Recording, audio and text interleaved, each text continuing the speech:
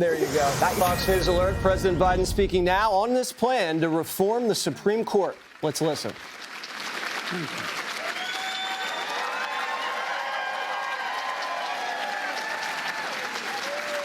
Thank you.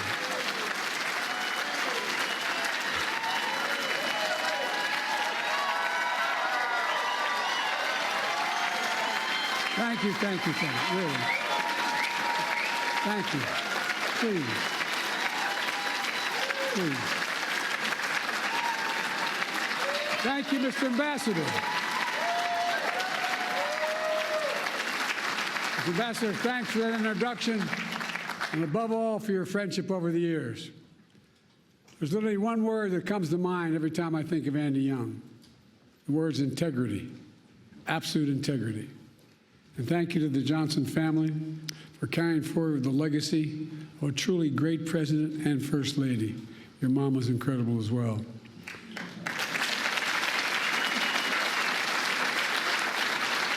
The same goes to Mark Upgrove, president of the LBJ Foundation. It's great to be back here. I thank you all and distinguished guests gathered here today. Look, I was in college at the University of Delaware in our early beginning years when I heard the news of that President Kennedy had been assassinated. I remember exactly like anybody in my generation remembers exactly where they were sitting, standing, or walking.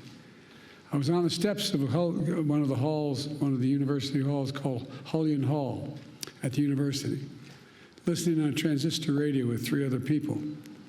Seemed unbelievable.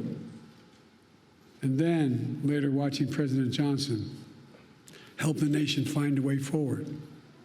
In his first address after the tragedy, President Johnson said, and I quote, "Nothing could more eloquently honor President Kennedy's memory than the earliest passage of the Civil Rights Bill." That's what he said.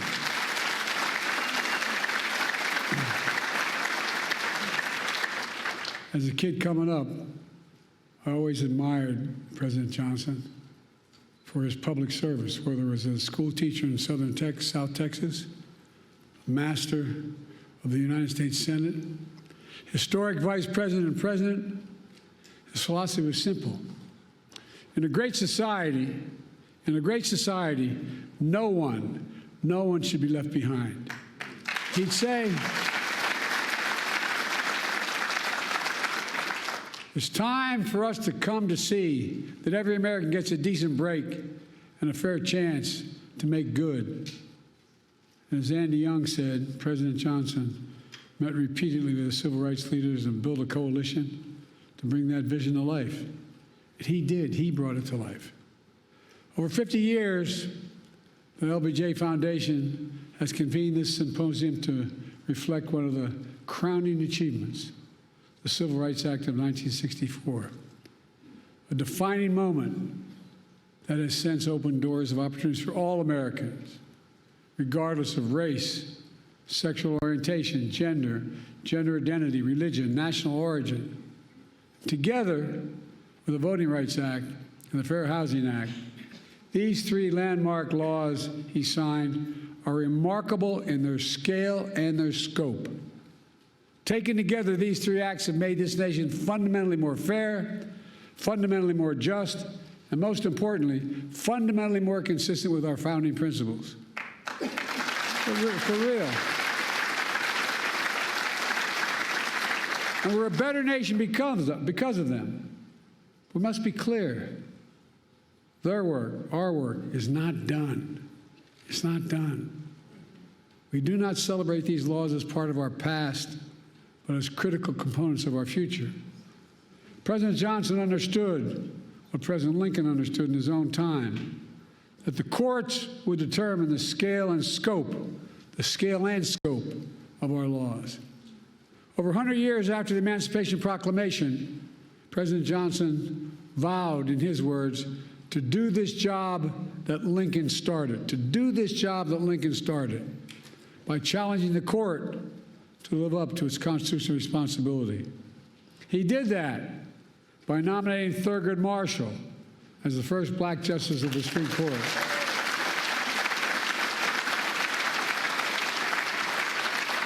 and by aggressively defending civil rights throughout the courts. But now we live in a different era. In recent years, extreme opinions that the Supreme Court has handed down have undermined long-established civil rights principles and protections. In 2013, the Supreme Court in Shelby County case gutted the Voting Rights Act, opening the floodgates to a wave of restrictive voting laws that have seen states across the country pass. In 2022, the court overruled Roe v. Wade and the right to choose that had been the law of the land for 50 years. 50 years. The following year, the same court eviscerated affirmative action, which had been upheld and reaffirmed for nearly 50 years as well.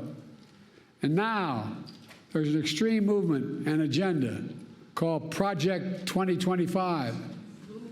Well, by the way, they're serious, man.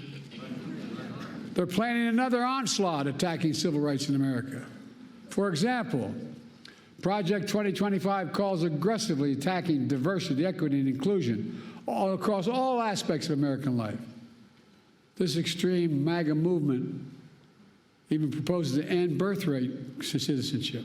That's how far they've come. End birthright citizenship, which if you're born in America, you're an American citizen. That's how extreme these guys are. This issue and so many other civil rights that Americans take for granted are likely to come before the court in the years to come. And most recently and most shockingly, the Supreme Court established in Trump versus the United States a dangerous precedent. They ruled, as you know, that the President of the United States has immunity for potential crimes he may have committed while in office. Immunity. This nation was founded on the principle there are no kings in America. Each of us is equal before the law. No one is above the law. And for all practical purposes, the court's decision almost certainly means that the president can violate their oath, flout our laws, and face no consequences. Here's what Justice Sotomayor, Supreme Court Justice, wrote in her dissent, and I quote, "Under the majority's reasoning, the president now will be insulated from criminal prosecution. Orders a Navy SEAL team 6 to assassinate a political rival. Immune. Organizes a military coup to hold on to power. Immune. Takes a bribe in exchange for a pardon. Immune. In every use of official power, the president is now a king above the law." Just what Justice Sotomayor wrote in her dissent. Folks, just imagine what a president could do in trampling civil rights and liberties given such immunity. The court's being used to weaponize an extreme and unchecked agenda. This decision is a total affront to the basic expectations we have for those who wield the power in this nation, that they are expected to be wholly accountable under the law. The president is no longer constrained by the law, and only limits on abuse of power will be self-imposed by the president alone. That's a fundamentally flawed view and a fundamentally flawed principle, a dangerous principle. On top of its extreme decisions, the court is mired in a crisis of ethics. These scandals involving the justices have caused public opinion to question the court's fairness and independence that are essential to faithfully carrying out its mission of equal justice under the law. For example, there are documented reports of a decades-long effort to reshape the judiciary, including the Supreme Court backed by shadow special interests that also support Project 2025. Undisclosed gift to justice is worth hundreds of thousands of dollars from wealthy benefactors who have interest before the very court they're contributing to. Conflicts of interest from those connected to January 6th insurrectionists, and a blatant attack on nominating and confirming justices of the court itself. Do you all remember when Justice Scalia died in February of 2016, and the Republicans blocked the president's nomination, President Obama's nomination, to fill that vacancy for nearly a year by making up an entirely new standard that there be no confirmations of the court during an election year. But then, when Justice Ginsburg died in 2020, Republicans rushed through the President Trump's nominee at the very same time votes are being cast in an election that Trump would lose. It's outrageous.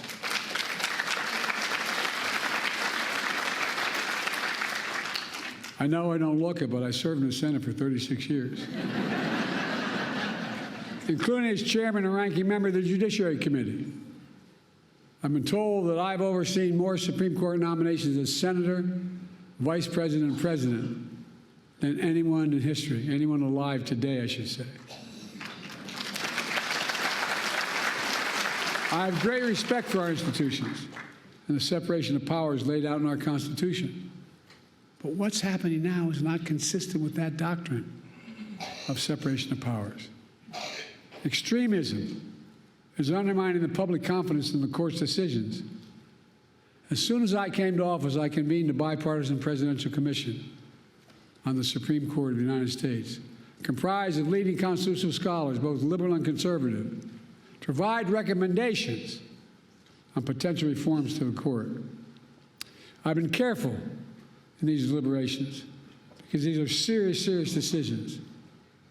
In the face of increasing threats to American democratic institutions, I used the Commission's analysis, and today I'm calling for 3 bold reforms to restore trust and accountability to the court and our democracy. As the press shouted to me as I got off Air Force One, the Republican Speaker of the House said, whatever he proposes is dead on arrival. Well, I think his thinking is dead on arrival.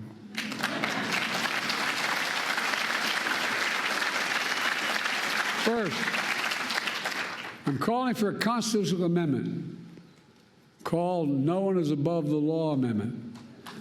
It holds,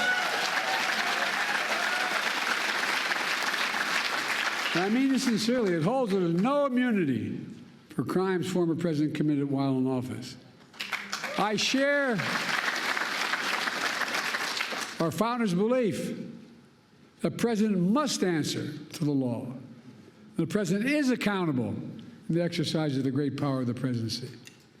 We're a nation of laws, not kings and dictators.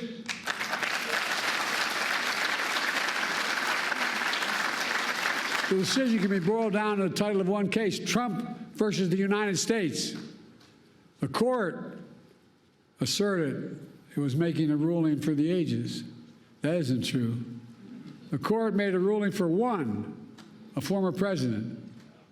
No other president in our history has asked for this kind of immunity for criminal actions. And no president, no former president, not me, not one, has and should have been given any exception to this with such immunity. The second thing I'm asking for, we've had term limits for presidents of the United States for nearly 75 years after the Truman administration. And I believe we should have term limits for Supreme Court justices of the United States as well.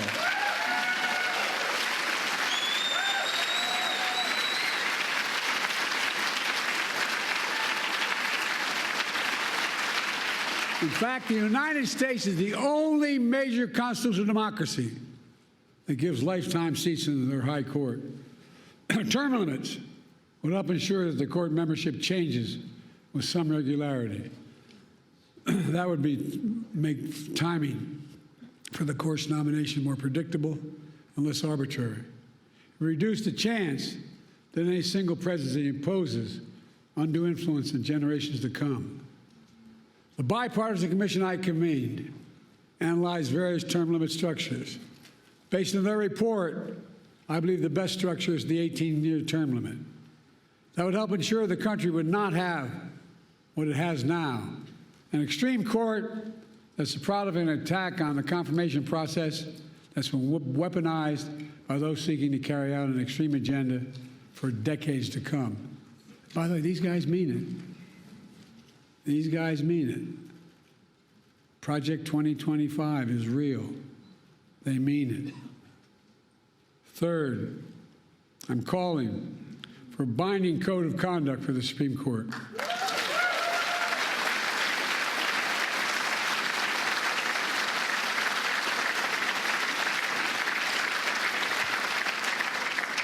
Supreme Court's current ethics code is weak and, even more frightening, voluntary. Any code of Congress must be enforceable. Under the reform I propose, justice would be required to disclose gifts, refrain from public political activity, recuse themselves in cases in which they or their spouses have a financial or other conflict of interest. Most people don't realize that Congress passed a law decades ago that says all federal judges, including Supreme Court justices, have to recuse themselves in such cases. But the current justices insist on enforcing that requirement themselves without any public oversight or compulsion. See, that's their decision. They don't have to tell us how they made it. That might work if the court was actually enforcing those requirements, but they are not. The court is not self-policing. The court is not dealing with the obvious conflicts of interest. We need a mandatory code of ethics for the Supreme Court, and we need it now.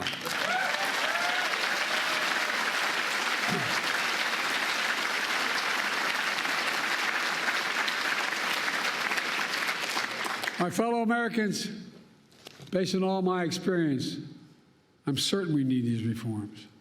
We need these reforms to restore trust in the courts, preserve the system of checks and balances that are vital to our democracy.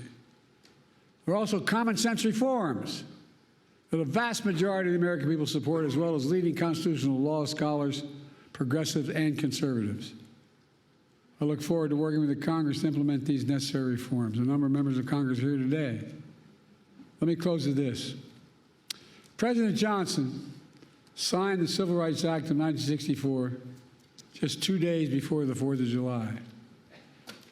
He said in that bill signing, and I quote, "This is a proud triumph, yet those who founded our country knew the freedom would be secure only if each generation fought to renew in largest meaning," end of quote. That's what I've tried to do throughout my career, inspired by the cause of civil rights.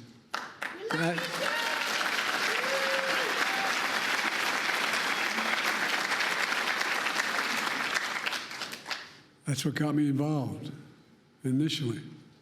My state was a state that was segregated by law. We were one who, only reason we didn't fight in the side of the South, we couldn't get there. I'm serious. What motivated me to be a public defender, a county councilman, I'll never forget, I had a good job with a big trial firm. And in Delaware, you have to study for the bar for 6 months before you're allowed to take it. And in the meantime, while I was studying for the bar, that's when Dr. King was assassinated. We're the only state in the nation, city in the nation, that had the military stationed on every corner with drawn bayonets for 10 months, insisting, because we had a very conservative Democratic governor. In those days, when the Democrats won, they could choose to be part of the Southern Governors or Northeast Governors Conference. They choose the Southern Governors Conference lots of times. But guess what? It got me engaged. I love how reading these biographies of me now that I knew I was going to run for president. I remember walking in to the public defender's office, which was part-time at the time, and asking for an application because I wanted to join the public defender's office. And he looked at me, his name is Franny Kearns, he said, "Don't you work for Pickett, Warburton, Sanders?" I said, "Yeah." He said, "Why the hell would you want to do this?" Not a joke. But I said, "Let me do it." I became a public defender. Folks, here's the deal. Because I got engaged like a lot of you do, whether you run for office or not. You get engaged and you want to change things. So I kept trying to change the Democratic Party in my state, which is very conservative. And then a group of people came to me, as my senator knows, Chris Coons, came to me and said, look, we want you to run for state senate. I said, I can't. I can't go to Dover all the time. I'm just starting a law firm. I'm a part-time public defender. And then they came back to me and said, why don't you run for the county council? I said, I can't. They said, you stupid SOB, it's right across the street there. I'm serious. It meets only twice a week. So my sister, my best friend, managed my campaign, and we picked a district that we couldn't possibly win. No Democrat had ever won. But my problem was I had my sister doing my campaign, and we won. Next thing I know, I was part of a group assigned as young senators, young elected officials, to try to bring the party around to get someone to run for the United States Senate. And I was put on a commission. When you're the young lawyer, you get to turn the lights on and off after every meeting. And so I remember going down to the Democratic convention off year in Dover, Delaware. And after the afternoon session, went back and I was in my room. It's a nice motel you just drive up to, get out and walk in your door there. And you know, an 8x10 bathroom, a shower, and a stall. And I had my towel around me and the shaving cream on my face, and I went bam, bam, bam at my door. And I thought it was the guys that came down with it. The guy was had a talk show named Bob Cunningham, was a big civil rights guy, and two others. So I thought it was them. I walked to open the door. There was a former governor, former Supreme Court justice, swear to God, the state chairman, and the former congressman. And they said, we just had dinner. Well, I said, I'm sorry, gentlemen. And I walked in, I ran to the bathroom, shake the shave grip, thinking I could put something on. There wasn't anything here. I walked back out with a towel. I'm standing against a nail, a desk nail to the wall, and they're on the beds that are nailed to the headboards are nailed to the wall. Four of them sitting across. I said, Joe, we were thinking you should run for the United States Senate. I said, gentlemen, are you serious? And they went on and made their case. I hope all of you had a professor as enlightened as mine. I had one professor named Dr. Ingersoll, my political philosophy professor, at the University of Delaware, which is between Dover and where I was going home. So I called him, I could stop by and see him. And I said, what do you think I should do? He said, Joe, remember what Plato said? I'm thinking, what the hell did Plato say? Seriously. So Plato said, the penalty good people pay for not being involved in politics is being governed by people worse than themselves. Went home and spoke to my deceased wife. She said, look, Joe, you're working 40 hours a week trying to set up a law firm, and you're working 40 hours a week as a public defender. Get in or get out. Next thing you know, I was running. We won Nixon won my state by 60% of the vote. We won by a staggering 3,800 votes. My point is,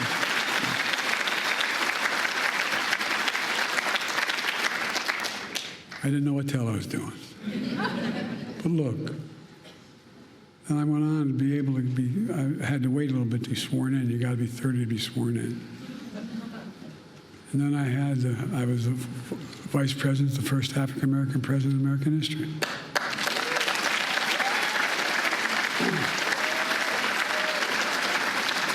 Now I'm president to our first woman vice president.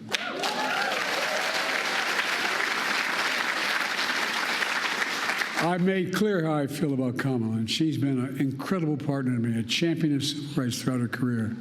And she'll continue to be an inspiring leader and project this very idea of America. The very idea that we're all created equal and deserve to be treated equally throughout our lives. We've never fully lived up to that, but we've never walked away from it.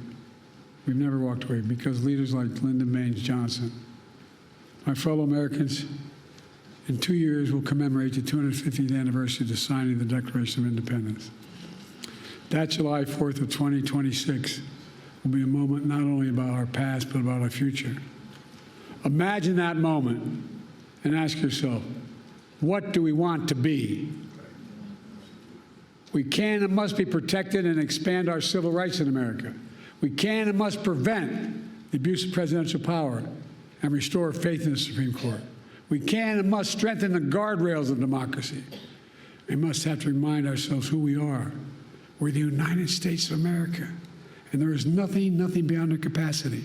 Nothing when we do it together. So let's stay together, and God bless you all. Lyndon Johnson, Lady Bird Johnson, and may God bless the whole family. Ladies and gentlemen, may God protect our troops. Thank you for listening. Click here to subscribe to the Fox News YouTube page to catch our hottest interviews and most compelling analysis. You won't get it anywhere else.